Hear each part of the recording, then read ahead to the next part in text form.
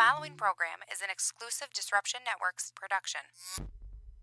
Hey, it's Adeline Vandyke from Coldwell Banker Faith Properties in Utica. I always get asked, why do I love real estate? It's very simple. I love my clients. I love every single thing about helping them find or sell their home. Making sure the home is solid and ready for sale, or solid and ready for the buyer's inspection, to making sure that they're getting the best rate on their mortgage, making sure they're getting the best price on their house. You know, just everything involved in the sale is vital. My absolute favorite part of real estate is when a buyer walks into the house they're going to buy. I can feel it before they even know they're loving the house. It's just that obvious. So I'd love to experience that feeling with you. So give me a call. Adeline Vandyke, Coldwell Banker Faith Properties, 315-404-6431. Or you can find me on Facebook or visit my website at centralnewyork.com/Adeline. Thank you, and I look forward to welcoming you home. When it's your hard-earned money on the line that you are investing into a home, it makes sense to choose a proven professional to assist you in making one of the biggest investments you may ever make. Josh's dedication of over 20 years to the home construction industry allows him to bring knowledge and experience to your doorstep. That means you can feel confident and comfortable with his service to you. Past clients love his attention to detail and thorough written reports. By allowing Priceless Inspections to help you make a well-informed decision concerning your property, you will find that a quality inspection is priceless. Follow Priceless Inspections on Facebook or call 315-525-8725. Hi, this is attorney Nick Passalaqua.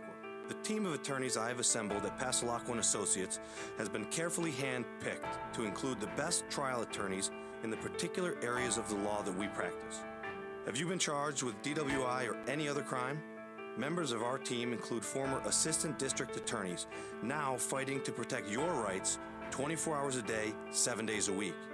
Have you or someone you love been seriously injured in a motor vehicle accident? Members of the team at Passalaqua & Associates include former insurance defense attorneys, now fighting to ensure that you get every penny you're entitled to. If you need legal help quick, don't waste your time or money calling anyone else. Remember, for legal help quick, you better call Nick and the team at Passalaqua & Associates. 315-500-NICK or 315-500-6425 or visit cnytriallaw.com today. In the Mohawk Valley, for the best real estate service, you gotta have faith. Coldwell Banker Faith Properties, 315-735-2222 or www.centralnyhomes.com.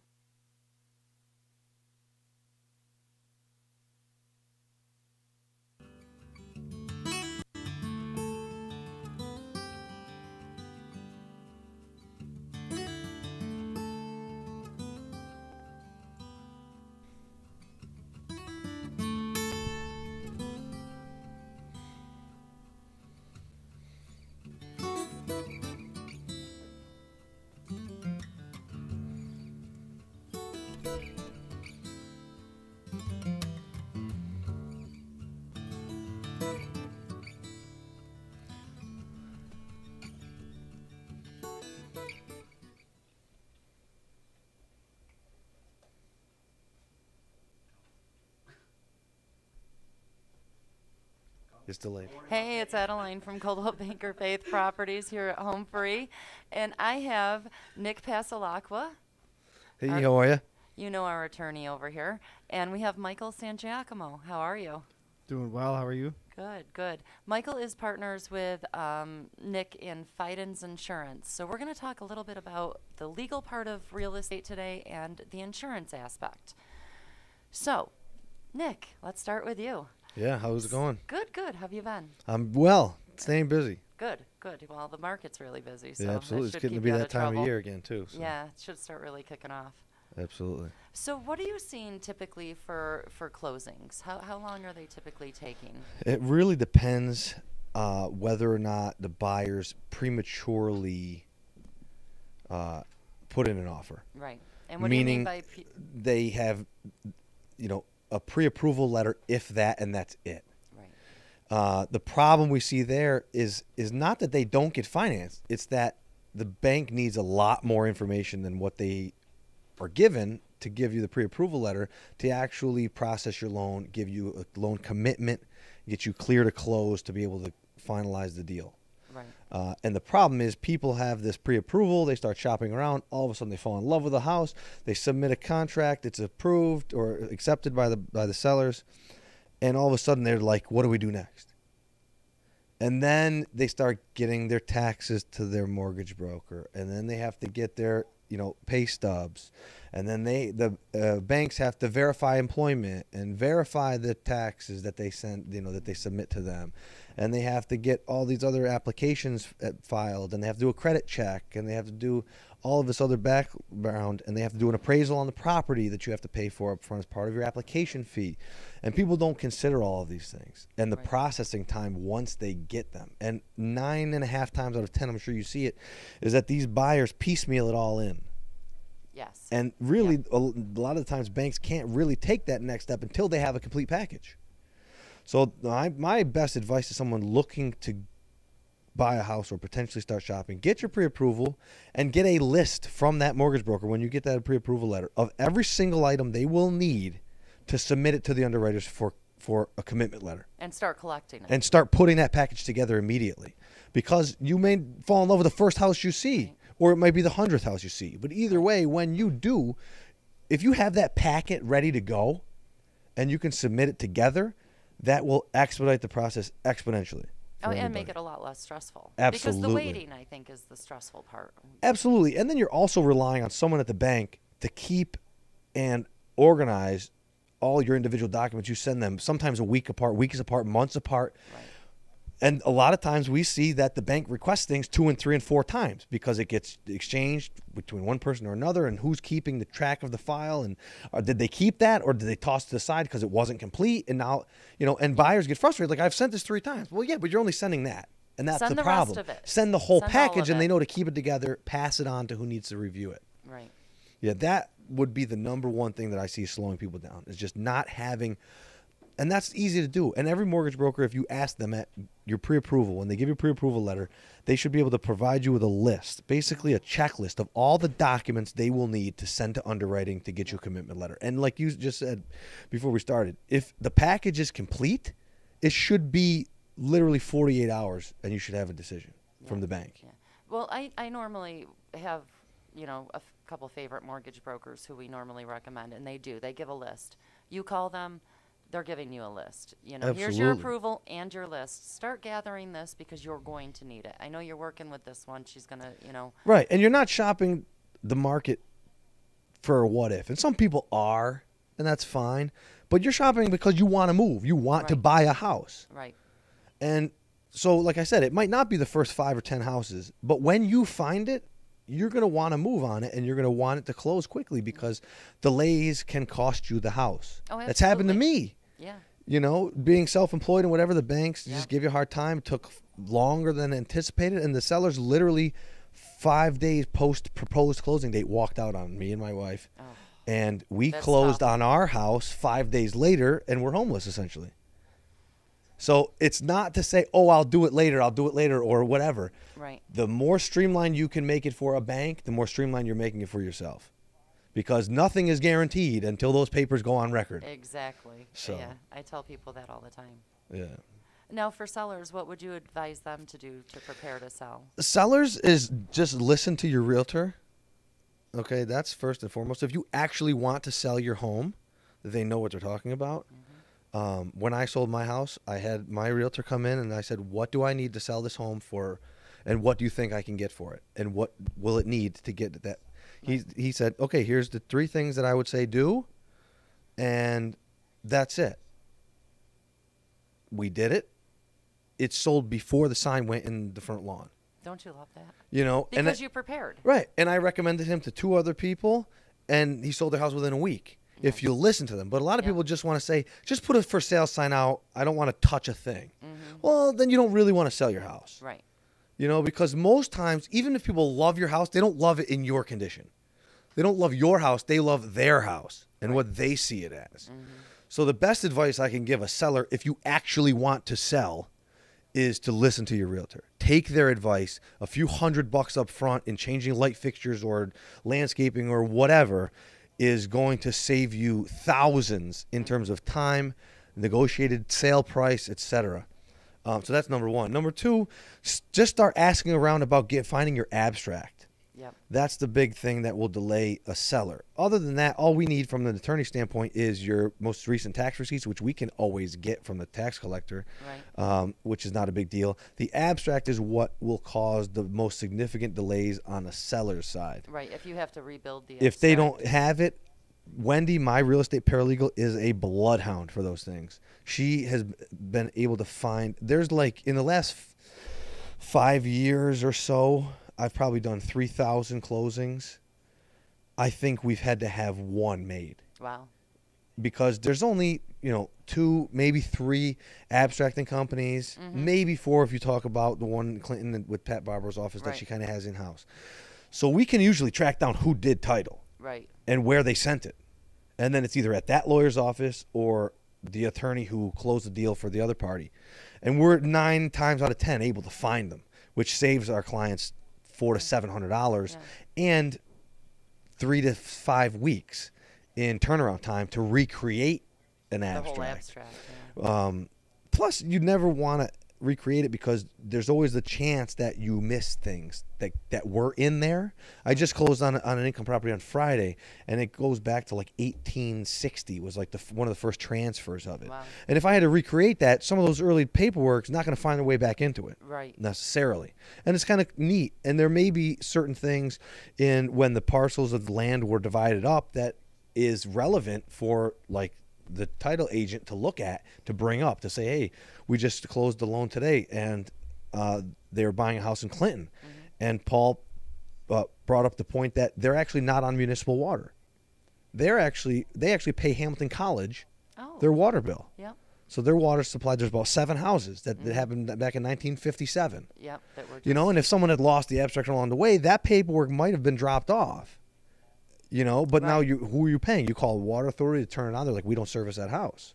Yeah, and then you're wondering. And then you're not paying Hamilton. And then they got to come and turn your water off. Then you don't even know who to turn to try and get your water back on. And why would you even think Hamilton College would be controlling your water? It's Right. not something that would pop into your head. So that's the thing for sellers is listen to your realtor if you actually want to sell, and then start digging around to find out where your abstract is or might be. And as a seller, it's not imperative, but I always say line up your attorney early. Don't wait for the contract. You can. There's nothing really going to delay you there, but it's always better for the attorney to maybe, like, you come see me, I can help find your abstract right up front. And now we have it. And then So we now won't have to look for it. now when you get a contract that is acceptable to you as the seller, we've got that abstract. We're ready to go. It goes right to abstracting the next day. Right. After you execute the contract. Now we don't wait 2-3 weeks to dig around and return phone calls from this law office or that law office or this abstracting company or that, and back, and if we follow the paper trail. So if you get a lawyer locked up, they'll help you get your abstract. Even if you have to have one created, get that ball rolling because Right. it's going to need to be done. Especially if you're a serious seller. Absolutely. You have to have it. There's no way of getting around it. So, those would be the biggest things for a seller to expedite the process Right. on their end. Absolutely. Yeah.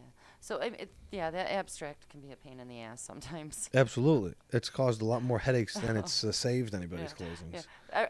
Every seller. I mean, I've had very few that look at me and go, "Oh yeah, the abstract." They're like, "What's an abstract?" And then you have to describe. It's like this little big legal paper, and it's Right. got a colored backer, Yeah. usually blue or yellow. Yeah. I always tell people, look, the thick history of the property with the tax maps and all that Yeah, stuff yeah, in there. all the good stuff. Yeah. I wish mine was lost. Right? We had a property in Boonville, and when we bought it, the attorney wasn't so great, but when we sold it, the attorney was really good. Yeah. Unfortunately. Yeah. And we had a legal description that was just ridiculous. It was like a triangle in the Oh, back, yeah. and then just a bunch of lines going around. Yeah. Yeah. So we ended up having to do a bunch of surveys. Yep. Yeah. Yep. But yeah, that's the stuff that we see mostly on the legal end. Yeah. And I Um, think when you don't have an attorney when you're getting ready to sell, and you have to make that, all right, you've got 5 days attorney review on this accepted offer. Who's your attorney? Well, how Right. the hell are you going to research an attorney in like 2 minutes? Yeah, no, absolutely. That's why I rely Do heavily some on research. referrals from Right. realtors, and luckily, in the past 5 years, we've got a great track record of getting it done. Yeah. Being responsive to the clients when they have questions. I mean, you deal with it as much more than even I do, and we deal with headache properties in general, where Right. there's a lot of legwork on our end to clear the title or to clear a dispute over certain things. If the Right. radon is not up to snuff and they have to put in a remediation or negotiating Right. a credit or installation, etc. If the structural inspection comes back with issues and then negotiating it to get to a reasonable result so that we can still move forward with the deal, everyone's still satisfied, but no one feels taken advantage of. Right. Well, we've had it to where even at the end of the deal, we go to final walkthrough. and, Right. There's trash all over. Or Yeah. furniture Always or a big whatever. thing too. Always do a final walkthrough Yes. if you can the day of the closing, like as close to the closing time as possible. I know. I've had people, well, can't we just go Monday? And I'm like, no, your closing's Friday. Well, yeah, Right. but we want to go Monday. And I'm like, no, you don't Yeah. want to go Monday because anything can happen between Yeah. Monday So and the Friday. problem there for those that are saying, why do you need it? What's the big deal?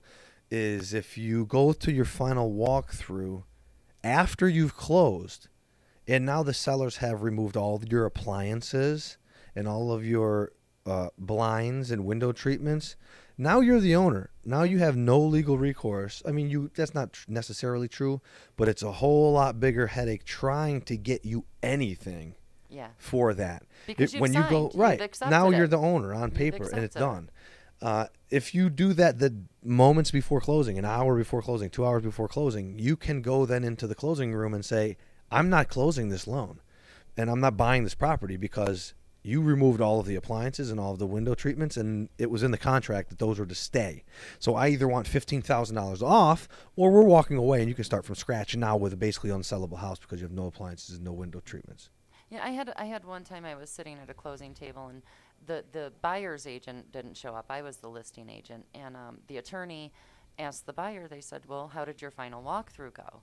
And I had naturally assumed that he had done the final walkthrough, and she hadn't had one. And I said, Right. "Well, stop. It's like 5 minutes up the road. Do you mind if I take her? We're just going to do a quick walkthrough. I'm going to feel better." I've done the walkthrough at this point, because I pulled the lockbox and I have the key at the closing, the sign in my car. But I'm like, just let's go, because I want you to have this final walkthrough so that you can't say that my client didn't live up to.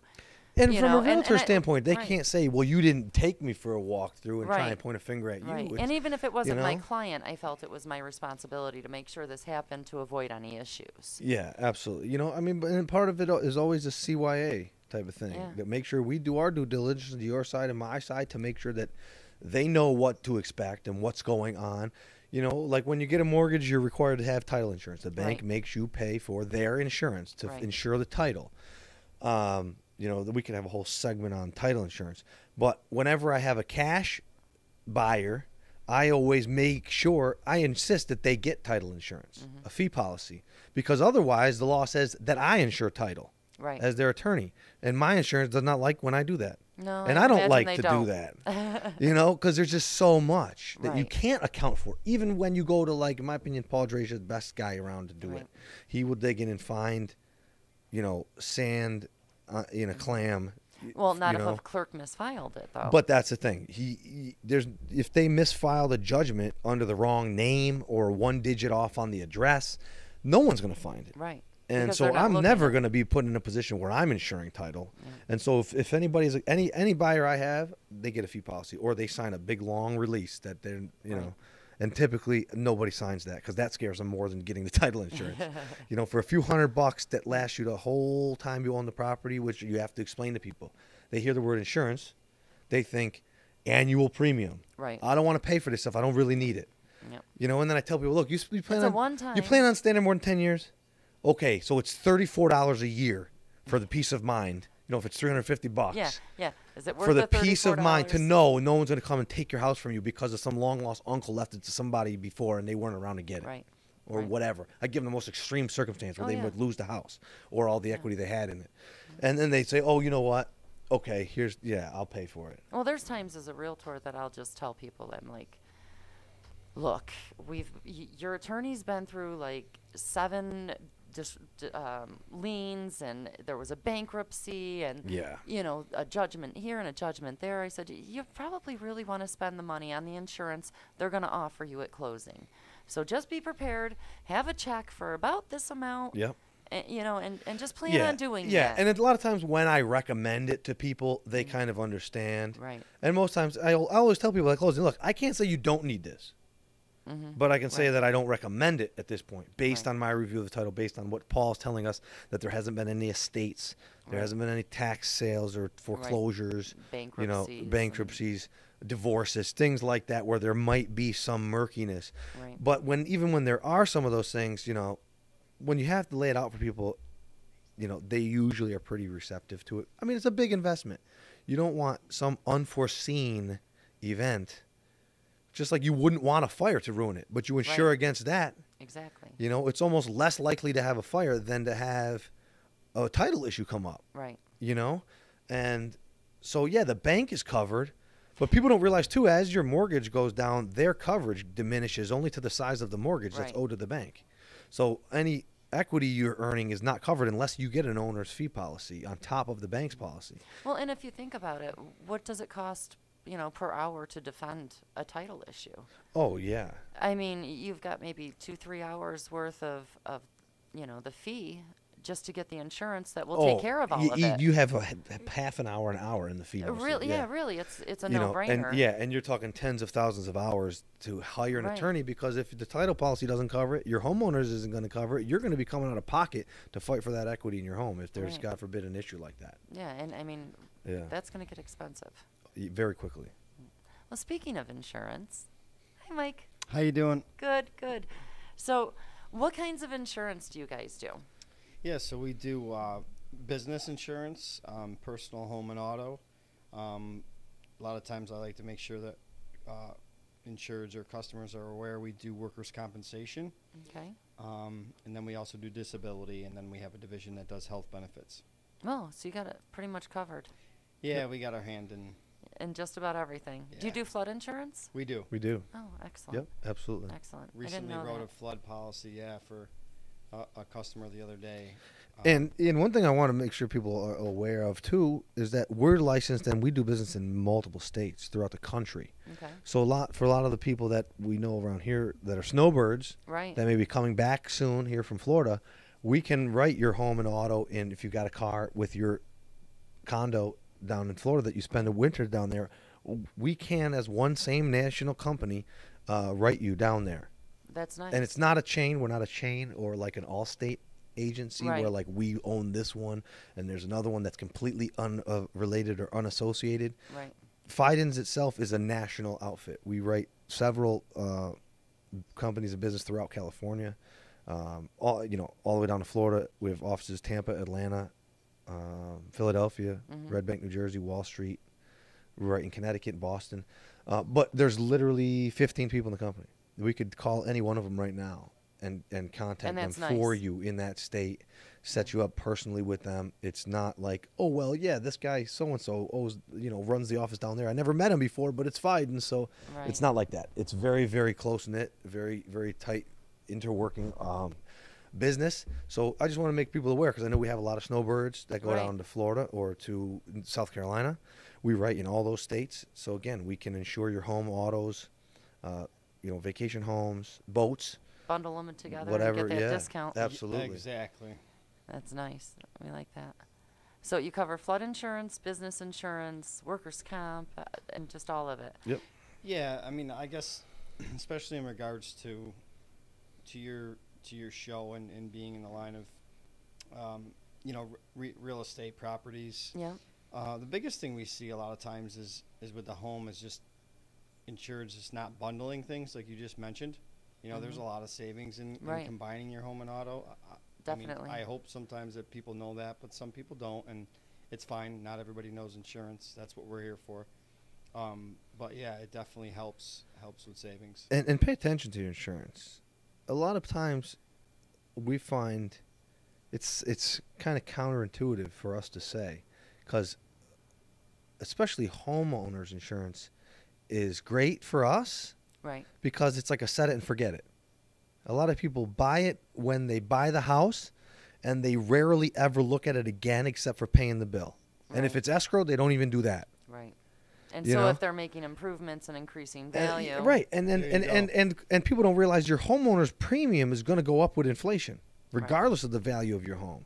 So, like, for instance, last year I reshopped my parents, and, you know, they thought, well, what's the big deal? It's the same policy we've had for 15 years. And I said, well, yeah, but you're paying $1,400 a month, you know, and you're underinsured now. Because your homes kept going up. Right. They don't increase your coverage amount. They increase your premium. You know, but my dad just cut the check. And I literally upped his coverage by like $80,000 and cut his bill from $1,450 a year to $650 That's a worth year. a phone call. You know, think about that. 5 years later, you're saving $900, $800 a year. After 5 years, you've got a good chunk of change that you've saved. Yeah. You know, Absolutely. and then we bundled his auto with it and cut that from $1,000 every 6 months to $1,000 a year. Oh wow. So, you cut you know, that he's saving right in half. $1,800 a year now moving forward just by making a phone call and signing on the dotted line. That's huge. You know, and he's better covered now. God forbid something should happen. Oh, so now everybody wants to call you. Oh, that's the idea. How do they reach That's you? the idea. Yeah, so we can be reached. Our office is downtown, 610 Charlotte Street. The same office as Passalaqua and Associates. 315-570-3530. We have Facebook, Fidens Utica. We could be reached. I also have another coworker, Brian Halser, who works with me in Utica. A great guy, just a new addition to the team, doing a great job. So he will definitely be able to help assist you as well. Yeah. So if you want to see about bundling insurance or just have general questions, give these guys a call. Absolutely. Yeah, we're happy to help. We've been saving people. We're new to the area, the company. The company's been around for about 7 years. A good buddy of mine from law school founded it down on Wall Street. But yeah, don't feel afraid to give us a ring. One thing I always want to tell people too, we're a community of small businesses. Right. And we're so happy to help those people save money. And everyone around here, it's all about relationships. I understand that. But people get very timid because they're scared that their current agent's going to find out if we give them a quote. They won't. There's no it's confidential. Yeah, there's no secret website where they can look and see if someone else is shopping your insurance. Little red flag goes up. You know, Ooh, they're shopping. like us giving you a quote is going to offend no one. And quite frankly, it does one of two things for you. It either confirms that you're paying the best price, gives you peace of mind knowing that, or we give you a better price and give you something to think about. And who cares if you offend somebody at that point if You you're know? saving $1,800 a year? Well, and small Exactly. businesses That's a lot can of be money. can be a lot more. Right, we right. I wrote a pizzeria a year and a half ago now, saved them $15,000 a year That's huge. per year. That's huge. Well, I know our business insurance was astronomical. It was, well, my husband and I owned a body shop. Okay. Oh, okay. I read So a lot of those. It was ridiculous, Yeah. the insurance. You know, by the time you cover everything, and then the workers' comp, with Sure. it being a more dangerous job. Of and- course. Absolutely. So that's the thing I want people to understand too, as they're shopping with you for a small commercial building, Right. for a nail salon or hair salon or any type of office. You know, we do the business owners policies. So your general liability and liability on the premises covers business property, you know, all that stuff, you know, that you want to think of. And we've been extremely competitive, saving people a lot of money. Nice. But And- yeah, one thing I just want to circle back on is like, I don't want to forget this point because you mentioned when you're getting your ducks in a row after you get the approval letter, the pre-approval letter, is to always find out, as real estate agents, brokers, we're independent, but we have access to, you know, Zillow and different Property Shark, different avenues where we can get market price of the house. Yep. And we can put these numbers into a system to give you an idea of how much the homeowners is going to be. I think with that being said, it will help at least for the future be able to know, because a lot of times you do escrow, you know, insurance in, Yep. and then at the end of the day you want to know how much your payment's going to be. So if you can be forefront and at least get an idea, you know, then at least you'll have a roundabout of how much approximately it's going to run you per year in hazard insurance. Or I agree. I'm actually working with a buyer who they're very tight on income. Very young family. They're adorable. Mm-hmm. But they're very tight on income. Yep. So the first thing I do is Call your insurance agent. Mm-hmm. See what your insurance Call is going to be. Fidens Insurance. And I'll call your mortgage broker, figure out what the payment's going to be with the taxes and that insurance number exactly, and then you'll know.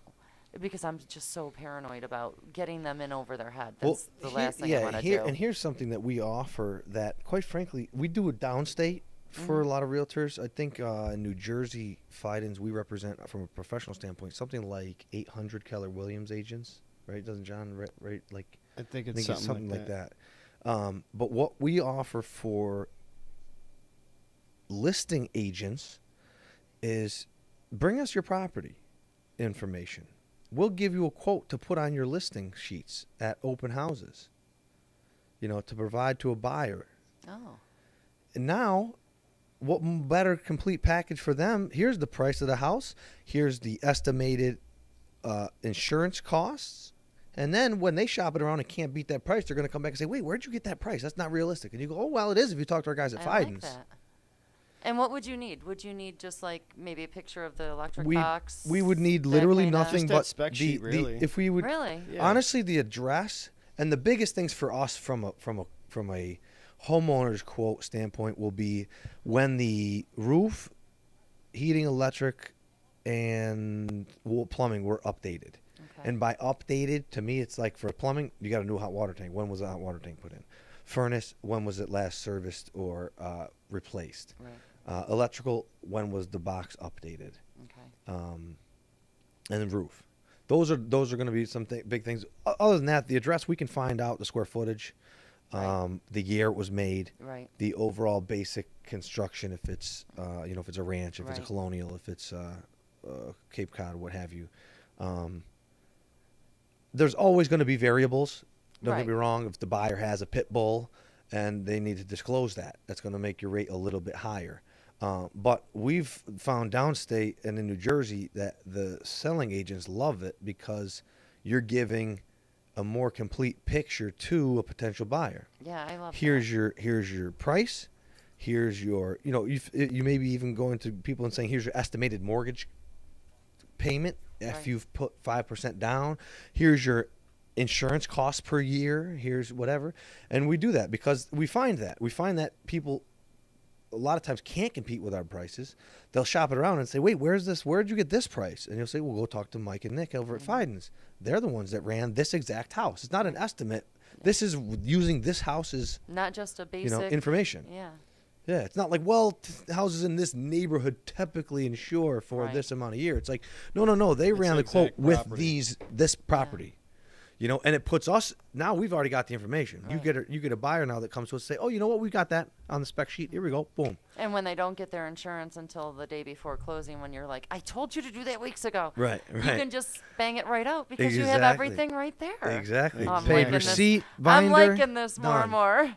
There you go. I perked up with that. I really like that because I do. I like to provide buyers with.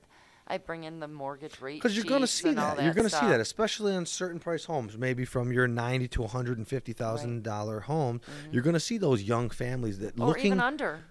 looking to get into a bigger home, getting into a home, Right. something, but they have to be cost conscious and cash flow conscious of what everything is going to cost. So you walk in and they walk in and take that at the open house, or you set up a listing and leave that for them and Right. provide it to their realtor. Now that's one more bit of information that they can use to factor in to make a decision as to whether or not they can afford that house. Well, and especially when you're talking, the insurance binder needs to be paid before you can close. Right. You pay the first year up front. Right. So if there's a $800 difference, that's a huge chunk. Exactly. I mean, that's massive, especially when you're talking a point. $60,000-$70,000 house, $80,000 Right, like you said, house. that's a they're big not big difference if it's houses. $500 or if it's $900 a year. Right. That could be the difference between Closing and not closing. right. Really, or same with flood insurance. Yeah, flood is a beast because it's regulated by FEMA, and Yeah. so we can get it for you, but it's going to be we're competitive with it, but it's going to be generally the same price. It's about because it's $100 so- per thousand insured. Yeah, because it's just so. So the best time to buy flood insurance is when you don't need it, Yeah. because then you can literally get it for Right. cheap. Right. The only time it's regulated is when it's mandated, when you're in the flood zone and the bank says, well, you're in a flood zone, so you have to get it. Well, then it's regulated by FEMA. Right. if you're just in an area that typically floods, or some of these streets we know around this area, even, it's not going to be required. Look at the history, though. If there's a history of flooding or whatever, or around here, a big thing we always try and recommend and push to our clients is sewer backup. It's water backup coverage. Even if you get $5,000 or $10,000 worth of coverage to cover all of your appliances in the basement, your washer, your dryer, your furnace, your air conditioner, because God forbid you have 3 to 6 inches in your basement, those are going to be, I mean, yes, you have all sorts of personal property. I'm not trying to downplay that, but you can take precautions against that, putting it on shelving, whatever. Most of these large furnaces and stuff, put up it's not like, you know what, let's not, this weekend, let's just jack that 6 inch. It's not, you know, that doesn't happen. Yeah. At least you have peace of mind of knowing, God forbid something happens in that regard, you can get these things replaced. Right. You know what I mean? So we always, a lot of our packages and a lot of the carriers we work with have a built-in $5,000 or $10,000 in it. Right. But we always want to make sure we have it in there for a buyer. And another thing to think about also, I think, while we're on homeowners insurance, is you want to talk to your clients about what other coverages they want to be conscious of, what other coverages they might need that they're not thinking about when buying a house. Right. So does the woman have an extensive jewelry collection that she inherited or that she's collected or that whatever? Does the gun have a significant firearms collection? Those two things are covered in your standard homeowners, but they're capped at $1,500 usually for jewelry, and $2,500 I think for firearms. You know, if you've got 50,000, I know people that have easily $50,000 in guns, and accessories, etc. You have a house fire and it burns down, and they're all lost. You're going to get $2,500, for whatever you can't salvage. You know, it's just something to think about, because we have carriers that can bundle those. And people I know I've actually spoken with people, especially with the firearms thing. They're like, well, I don't want to have to itemize my whole collection, and I don't want anybody knowing every single thing I have. Right. You know, I don't want to have to put a price with every single thing, and they know my whole inventory. There's carriers that we can go to that'll blanket.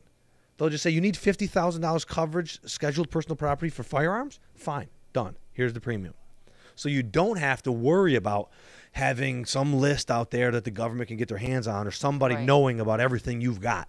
You don't have to do that. You don't. Typically with jewelry, you will. There are some carriers that you can blanket jewelry also, but a lot of times they want the larger ticket items because they want to see an appraisal. Right. They want to see, you know, like a large scale engagement rings. In the last year, I've just insured 2 or 3 that were $30,000, $40,000, $50,000, and they want to just see the appraisal. Right.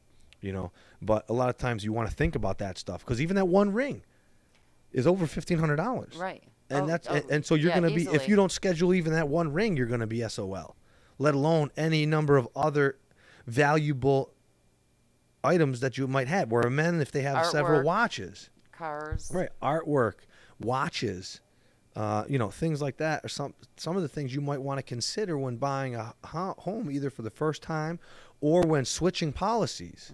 You want to make sure to bring that stuff up, because those are big. Insuring my husband's DVD collection. That thing's freaking huge. There you go. You know, but those are things people kind of skip over. Right.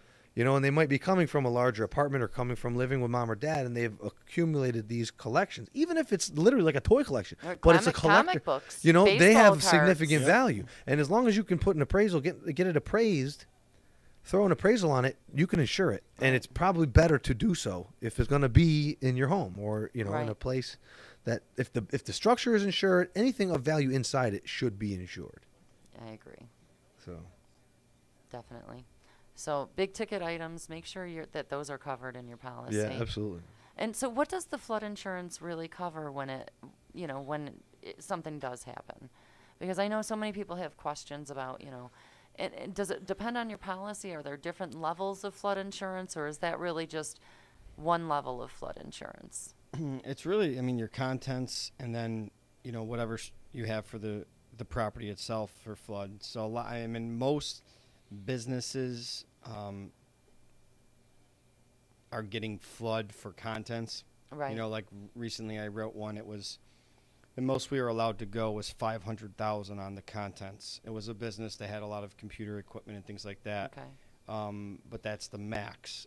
They actually wanted to go more. But with that being said, I mean, they weren't concerned about the structure with the flood. It was more of the contents. The Yeah, contents and were it'll more- mirror more- it'll Yeah, way mirror more or less will mirror your homeowners Okay. in terms of typically, especially around here, you're not going to see a flood that will tear a house down. Right. So they'll come in and it'll pay for the flood damage, the floors, ripping out the drywall, remediating mold, drying it all out, Furnaces. replacing those things. Yeah. Obviously, that's where it stops. Right. Anything that's caused by any other cause that can be pointed to any other cause is going to fall on your homeowners. Right. You know, excessive weight from snow and ice. You know, sewer backup. A lot of people say, well, I have backup coverage. It's not the same. Okay. That's internal backing up into your basement. Right. Flood is external waters rushing in and damaging the exterior or the Interior. crossing the threshold, damaging the interior of your home. Okay. That's where the semantics gets Right. people, because they'll go, oh my God, my sewer's backed up. This rain, I don't have flood insurance. It's okay. You're covered most likely, at least to a certain extent in your policy.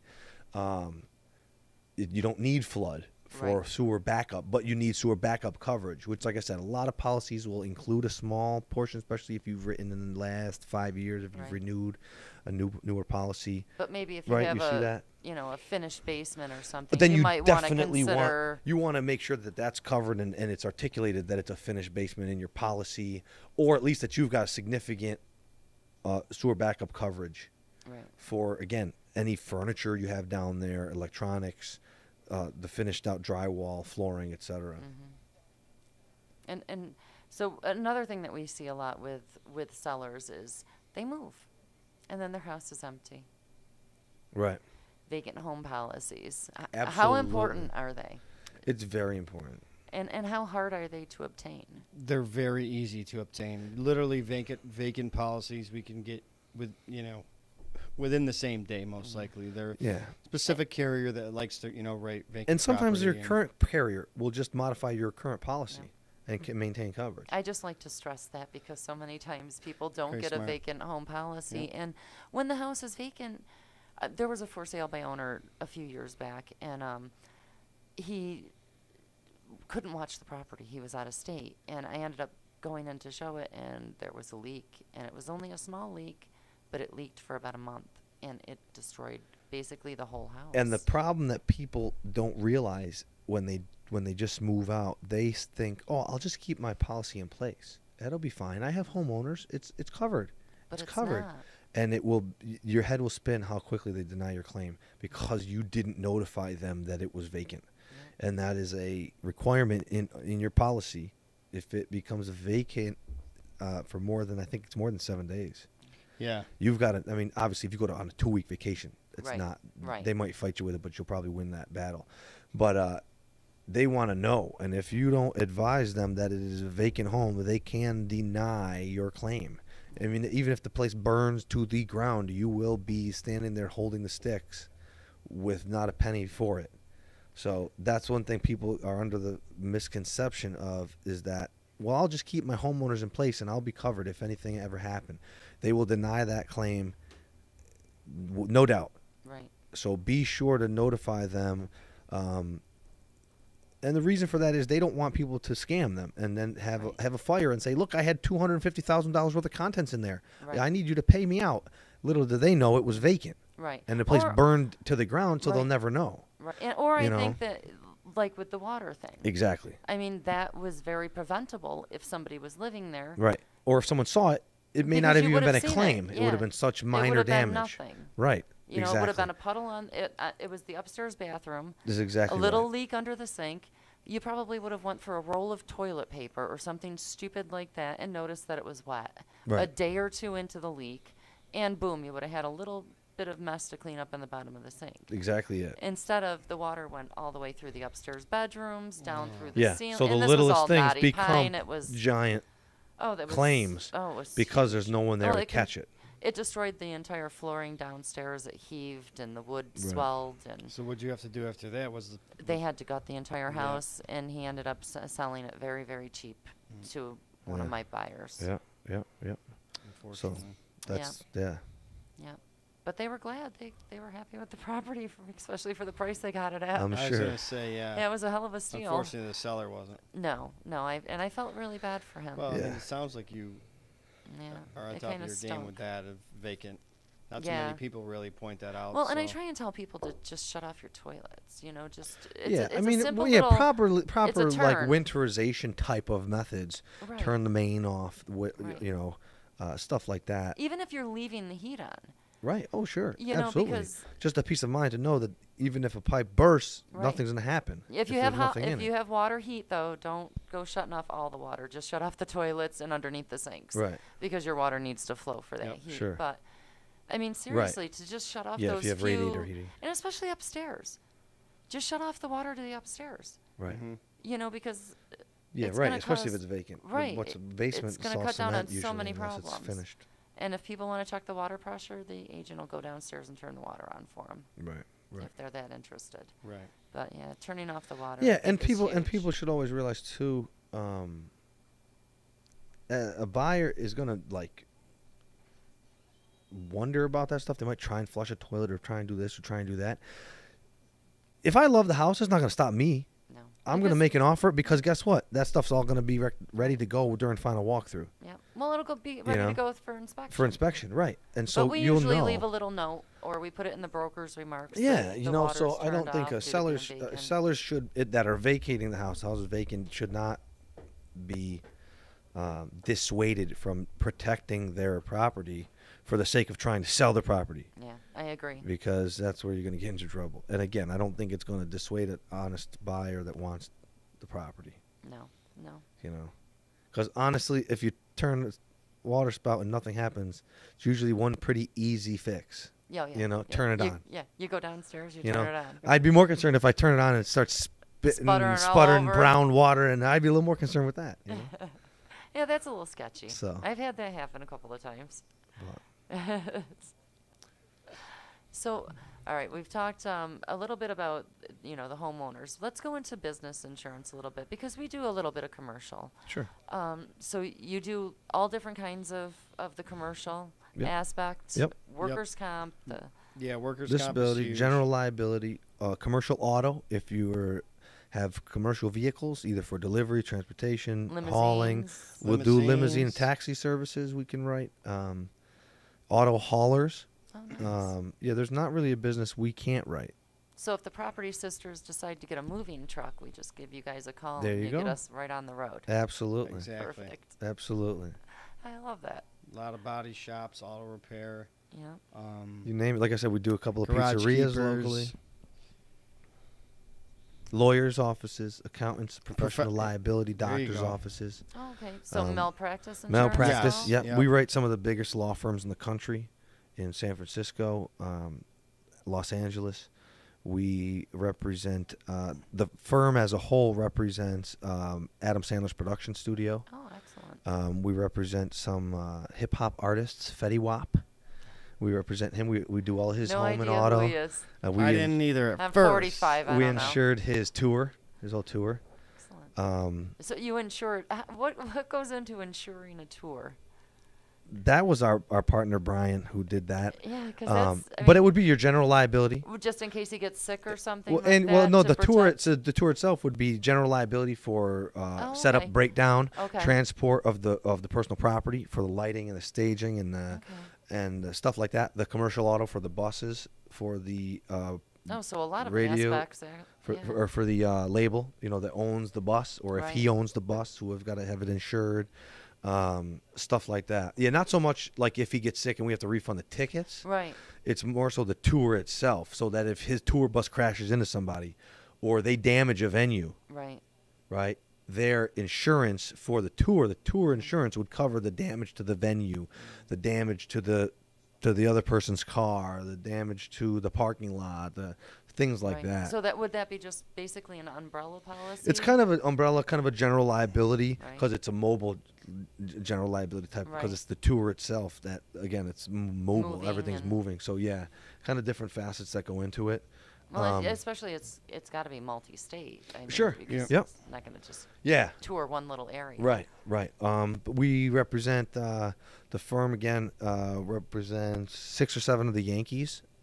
Their Go home and auto Yankees. policies. Go Yankees. Go Yanks. What did we just do? We just did a big. We insured a big acquisition of a national TV channel. We insured the buyer of the Weather Channel. Wow. So I mean, you name it, we can insure it. It's so pretty much. interesting. Yeah. Yeah, a there's some lot. interesting contacts within the firm and the relationships they have. Yeah. And, For sure. If you watch Real Housewives of New York, New Jersey. No, it's New York, I think. To Dorinda, and there's one woman, and her boyfriend owns a big.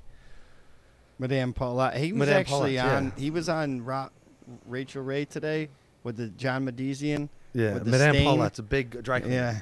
It's like where Lady Gaga will go to the Grammys and she'll send her dress there to Her be meat?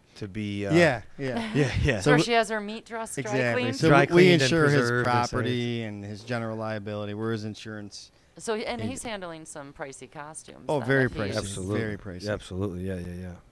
Nice. Yep. It's so interesting.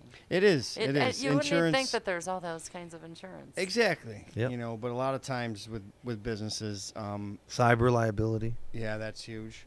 Oh yeah. Wow. Very You know, much cyber especially- liability. Yep. Especially with A lot Now of with all the hackers. data breaches and everything else. a lot of big data breaches know, going on. But yeah, I there's mean, a lot. There's nothing we schools, can't write. Yeah, exactly. You know, we There's write. nothing. Yeah, we write. We can write nonprofit organizations, directors and officers, E&O for realtors or accountants, professional malpractice for any professional you can think of. You know, a lot of times they break it down separately too for the structure. If they own the building, it's in a different company name Right. versus the business operating out of it. So you want to make sure that the building LLC is properly covered with a lesser's risk because they're technically leasing to Right. the tenant. Yeah. You also want to make sure that that tenant has proper coverage for a business operator's policy or a BOP. So let's say you are entering that establishment and you slip and fall on their stairs and break your tailbone. You can bet, and I can tell you if I'm their lawyer, I'm suing the business. I'm suing the landlord who owns the building. I'm suing the mailman that looked at me funny. I mean, you're suing everybody under the Right. sun and letting the court sort it out. Right. And, you know, if the business doesn't have proper coverage, it's going to fall on the landlord, even if there's an agreement that they're supposed to maintain. And there's, Right. you know, that would get into the legal, you know, arguments there. But technically speaking, either one could be at fault and could probably be liable to have to pay that claim. Right. So you want to make sure, you know, if you're a landlord, let's say Mhm. even, and you got some people renting from you or businesses renting, and it's not enough for you to put in your lease that you have to maintain proper insurance. Yeah, I always tell them to ask for a copy of the policy and a renewal of the policy. every Yeah, and you year. want to be Very named smart. as additional insured on the policy at a minimum, but it's never a bad idea to have your own policy to kind of underline that. Right.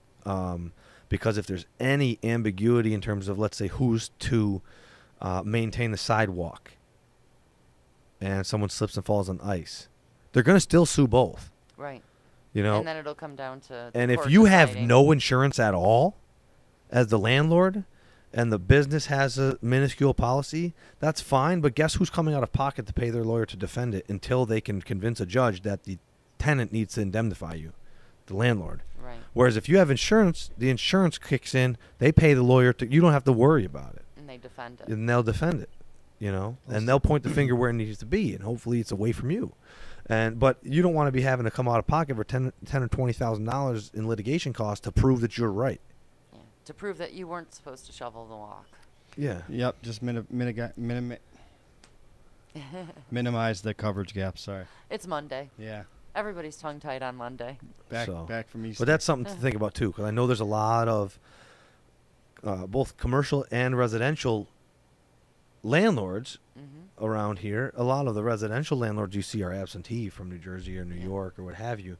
But for anybody looking to buy investment properties locally or whatever, you want to make sure, yes, that the tenant is insured, but you want to make sure you have proper coverage yourself too. Yeah. Protect, protect, protect. That's right. Definitely. So, closings, you've got to get your abstract ready if you're a seller. Yes. You got to get all your paperwork ready if you're a buyer. Yes. Get the checklist from the mortgage company Yeah. and put it include, all like, together. Tax returns and bank statements. Bank, and you'll yeah, have some 90-day stuff. bank statements, 3 years tax returns, pay stubs, And a couple of curveballs, just because everybody likes to be a little different. Yeah, if you've got a recent credit report, just throw that in there. Yeah. They'll pull another one anyways, but Yeah. But Give 'em a head it's good start. to know. Absolutely. They have a little. yeah. And for our insurance needs, we're going to call Michael. Michael, give us your number one more time. Yep. So Fiden's Insurance in Utica, it's 315-570-3530. You could look us up at fidensinsurance.com. But we will all, if you guys need any quotes prior to purchasing a house. Or for a listing. Exactly. Oh, or you're going to get a shit ton of listings Hey. tomorrow. My partners and I have 62 listings. You That's ready? Perfect. Yeah. Beautiful. We'll get you I'm gonna 61 get you quotes. I'm going to get you to work. Hey. Oh, you only need like 59. I'll sell 3 by the time you get back. There to you me. go. There you go. Perfect. Yep. We will be more than happy to help you. Perfect. And if you need an attorney when you go to sell your house or for anything else, you That's call right. 315-500-NICK. You got it. 315-500-6425. And there's really not anything you don't have covered with your team. I mean, you have a really good team over there of attorneys. Yeah, absolutely. We primarily focus on, the criminal DWI and defense and plaintiff's personal injury litigation. I do a lot of real estate just by way of having done so much of it over the last 8 years. It's hard to get out once we have you in. Yeah, but I don't mind it, because now it's second nature to me. I know what to look for. We know the pitfalls. We know, what helps speed things up, what slows things down. That's the other thing is if you're going to really go and sell your house and you want a smooth transaction, get an attorney that's done real estate. Absolutely. The problem is around here in all areas of the law is that most attorneys want to try and be everything to everybody. I agree. I'm happy not being that. Well, and that's why I think you bring in your team. Yeah. You practice the law you specialize in, and Right. then you bring in people to practice the law that you don't specialize Right. in. And I respect that a lot Yeah. because, you don't try and get into I've had so many nightmares with, Yeah. criminal and that can attorneys who be- try to close a deal. Right. And And it's that like- can be one of the biggest delays. Yeah. Oh, in my a gosh, closing yeah. is an attorney that just doesn't know his ass from his elbow in terms Exactly. of real estate paperwork. I agree. It It can be a nightmare. even just sitting through a closing, it can be a 45-minute process, or it can be a 2.5-hour process if the lawyer has to read every document front to back before explaining it to Because his he client doesn't know. because he's never seen it before. Exactly. So I've been through a couple of those painful closings, and I almost want to just reach over and go, no, this is this, this is Yeah. this is, okay, Yeah. like so. 4 hours later here, I'm But yeah, over so it. we there's not a whole lot we won't do that we can't do. If we don't do it or don't care to do it, we're not gonna just do it. Right. To And you to probably get the have some money into it. connections that you can. We can send it you move 'em to the along. right place, no matter what you're looking for. But if we can help you, we'd be happy to.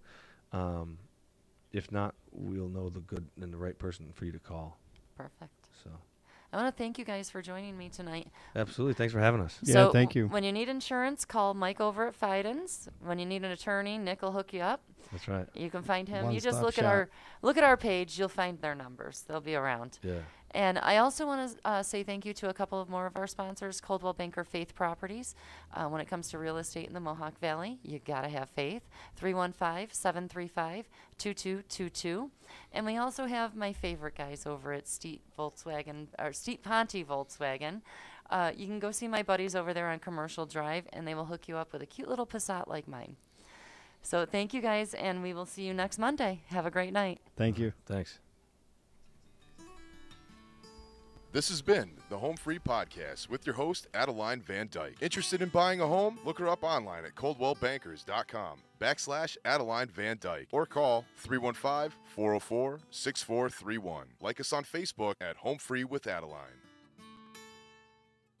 Hey, it's Adeline Vandyke from Coldwell Banker Faith Properties in Utica. I always get asked, why do I love real estate? It's very simple. I love my clients. I love every single thing about helping them find or sell their home. Making sure the home is solid and ready for sale or solid and ready for the buyer's inspection, to making sure that they're getting the best rate on their mortgage, making sure they're getting the best price on their house. You know, just everything involved in the sale is vital. My absolute favorite part of real estate is when a buyer walks into the house they're going to buy. I can feel it before they even know they're loving the house. It's just that obvious. So I'd love to experience that feeling with you. So give me a call. Adeline Vandyke, Coldwell Banker Faith Properties, 315-404-6431. Or you can find me on Facebook or visit my website at centralnewyork.com/Adeline. Thank you, and I look forward to welcoming you home. When it's your hard-earned money on the line that you are investing into a home, it makes sense to choose a proven professional to assist you in making one of the biggest investments you may ever make. Josh's dedication of over 20 years to the home construction industry allows him to bring knowledge and experience to your doorstep. That means you can feel confident and comfortable with his service to you. Past clients love his attention to detail and thorough written reports. By allowing Priceless Inspections to help you make a well-informed decision concerning your property, you will find that a quality inspection is priceless. Follow Priceless Inspections on Facebook or call 315-525-8725. Hi, this is attorney Nick Passalaqua.